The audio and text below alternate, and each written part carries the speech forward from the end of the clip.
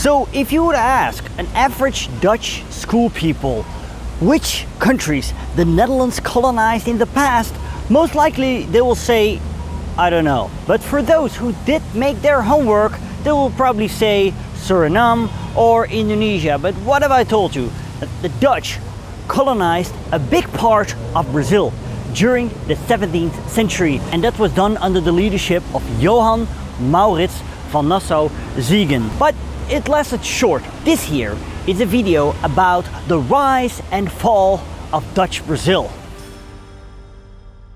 When we talk about Dutch colonies, most people don't think beyond Indonesia, Suriname, the Caribbean, and perhaps South Africa. But for a short period, a large part of present-day Brazil was under Dutch rule.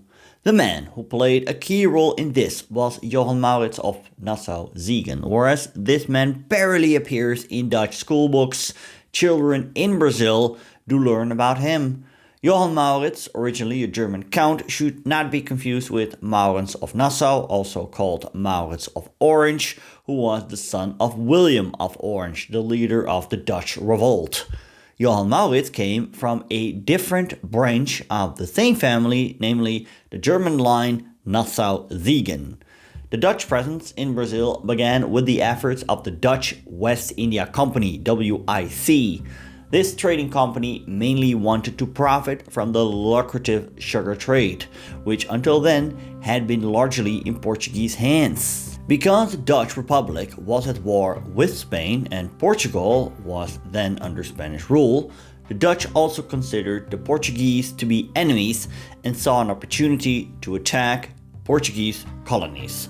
Between 1630 and 1635, the Dutch eventually conquered a long strip of territory about 600 by 70 kilometers along the east coast of South Africa.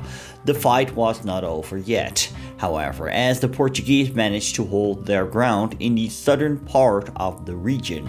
The area in Brazil conquered by the Dutch, also called New Holland, came into being in 1630 after an army of the WIC took large parts of Brazil from the Portuguese. That success was partially thanks to Piet Hein, who shortly before had captured the Spanish Silver Fleet. This loot suddenly gave the WIC a lot of money, enough to plan and carry out a major military attack on Brazil. These conquests instantly made the Dutch Republic an important colonial power, as until then most colonies had been relatively small trading posts in the east. In the west, the Dutch had mainly focused on privateering, attacking and looting enemy ships, rather than governing their own colonies. It's worth noting that the Dutch had already captured territory from the Portuguese in Brazil before 1630. Specifically in 1624, a Dutch fleet briefly took the city of Salvador, also called Bahia, but the Portuguese quickly recaptured it. The real breakthrough therefore came in 1630, when the WIC sent a large military expedition and took parts of the northeast coast of Brazil, including Olinda and Recife. From Recife, the Dutch expanded their power. They took over sugar plantations and tried to make the territory economically profitable. The conquered area was called New Holland. Later, Johan Maurits of Nassau-Siegen was sent as governor to administer and expand the colony. He resided in Recife and had a palace built there called Vrijburg. This area was also called Mauritsstad and became the cultural center of the New World, with a botanical garden, a zoo, and a museum. Today, nothing remains of Johan Maurits' palace. The site is now Praça da República, as you can see here. From Johan Maurits' palace Vrijburg, one could see for kilometers across the ocean. The new palace radiated wealth. One room was entirely furnished with ivory. The table, the chairs, and even the candlesticks were made of it. Around the palace lay a park with vineyards and fountains. At the foot of the palace was a neat city basking in the tropical sun.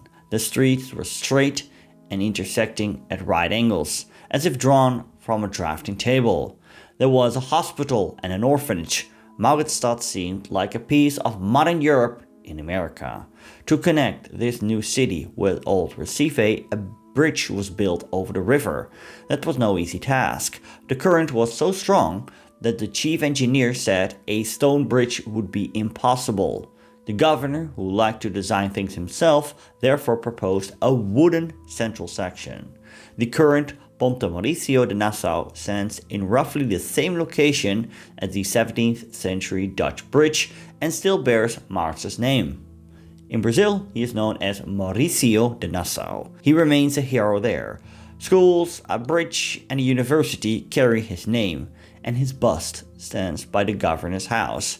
But who was this man who became more famous in Brazil than in the Netherlands?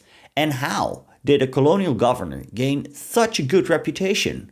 Johan Maurits of Nassau-Siegen was born in 1604 at Dillenburg Castle, just like his granduncle William of Orange.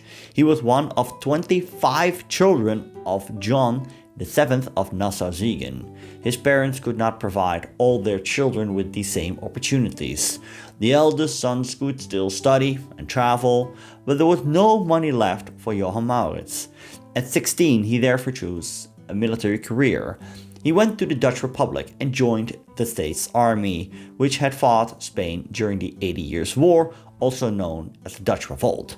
At that time, there was a temporary ceasefire. During this period, Johan Maurits became an officer in the cavalry under his relative Frederick Henry. In 1621, the 12 years truce with Spain ended and the war resumed. Johan Maurits fought in various campaigns and sieges. He stood out for his courage and was quickly promoted to captain. In the winters, he stayed in The Hague, participating in court life. In 1632, he purchased land next to the Binnenhof to build a palace now known as the Mauritshuis. Money probably played a role when he agreed to a position in Brazil. The directors of the Dutch West India Company, the Heren 19, were looking for a governor for their new colony. They wanted someone of high standing. The Republic had only recently become active in Brazil. In 1630, the WIC had captured parts of the coast from Portugal. The main prize was sugar. The Dutch settled in Recife and called their territory New Holland. The Portuguese retreated and burned sugar mills. In 1636, Johan Maurits was appointed governor-general. He received a high salary and a share of the spoils. In October, he left for Brazil, accompanied with artists and scientists tasked with studying and documenting the land. In Brazil, he worked tirelessly. He achieved military victories over the Portuguese and expanded the territory. He also brought more order to the colony, tackling crime and corruption and establishing a legal system. He introduced standard measurements as used in Amsterdam. Recife was fortified and expanded with a new city called Mauritsstad. To restore sugar production, he sold the abandoned plantations. Portuguese owners could borrow money to buy them back. The Dutch still had little knowledge of sugar cultivation and little interest. Because few Dutch colonists came, the colony remained dependent on slavery. Johan Maurits sent a fleet to Fort Elmina in Africa, strengthening the Dutch slave trade. Yet it was primarily his policy of tolerance that earned him a good reputation. He could not completely defeat the Portuguese and therefore needed their support. He granted them equal rights. Portuguese residents were also allowed to participate in city governance. In 1640, he convened a meeting of Dutch and Portuguese representatives, later regarded as the first parliament on the American continent. He granted religious freedom. Catholics could practice their faith, and Jews were allowed to gather openly, building the first synagogue in South America in Recife. This synagogue still exists and is now a museum, which I visited in 2024. In addition, the scientists and artists left behind important work on tropical diseases, biology, and astronomy. Yet the Heren 19, the WIC board, recalled Johan Maurits in 1643. Peace had been concluded between Portugal and the Republic, and they wanted fewer troops in Brazil. They also found his expensive construction projects and his style of governance excessive. They were primarily interested in profit and military success. Johan Maurits in turn complained of insufficient support and unrealistic expectations. On May 11, 1644, he bade farewell to Brazil. Large crowds came to see him off, After his departure, things quickly declined. His successors could not maintain peace. Mauritsstad was later destroyed during the defense of Recife. In 1654, the Dutch lost Brazil for good. Johan Maurits was already back in The Hague. His palace, later known as the Mauritshuis, was complete. He filled it with Brazilian objects, stuffed animals, and paintings.